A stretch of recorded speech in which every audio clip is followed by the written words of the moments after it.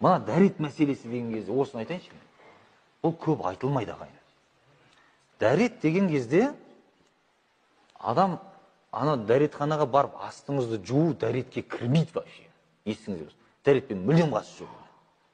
Түсінесіздер ме? Оны бір түсініп алайықшы жақсылап. Дәрет емес ол.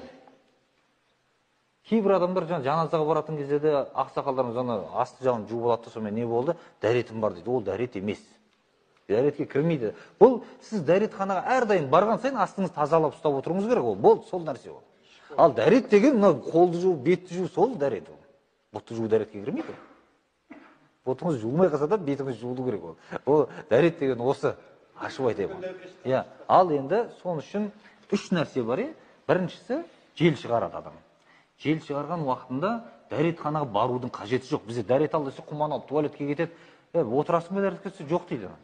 Дәрет деген